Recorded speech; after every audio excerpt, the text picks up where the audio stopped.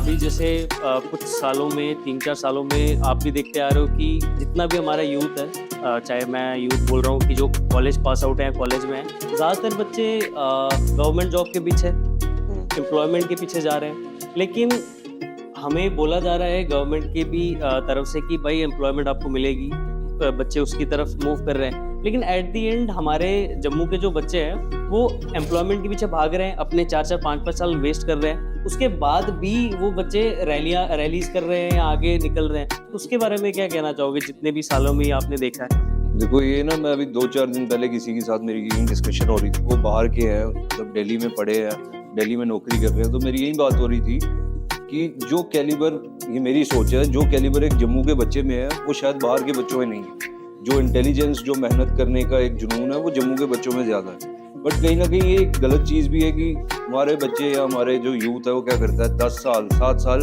एक ही चीज़ के पीछे पड़ा रहेगा, सरकारी नौकरी लेनी है, सरकारी नौकरी। अब ये बात तो आप समझ के चलो कि इतना बड़ा देश है, इतनी आबादी है, सरकार चाह के भी सबको सरकारी नौकरी नहीं दे सकती। तो मैं ये समझता हूँ कि हमारा जो जम्मू का यूथ है उनको समझना चाहिए कि सरकारी नौकरी के अलावा भी एम्प्लॉयमेंट होती है। इतनी मेहनत आप लोग करते हैं और लास्ट में जब फल नहीं मिलता तो वही डिप्रेशन, एंजाइटी या फिर एक फेलियर का दबा लग जाता है। तो जो हमारा यूथ है, मैं जितनी बार भी उनके साथ बैठा हूँ, जब हम किसी कॉन्फ्रेंस में, सभा में बैठते हैं, मैं यही बोलता हूँ कि आपकी पहली प्रायोरिटी होनी चाहिए सरकारी नौकरी। अगर नहीं मिलती तो आप खुद भी कुछ कर सकते हैं। एंटरप्रेन्योरशिप आजकल कितनी चल रही है। तो हमारे बच्चों को और माँ बाप को खासकर प्रेशर नहीं डालना चाहिए कि आपने नायब तहसीलदारी बनना, आपने तहसीलदारी बनना। हो सकता है वो कोई अपना काम खोल के ज़्यादा पैसे कमा ले, ज़्यादा इज्जत कमा ले।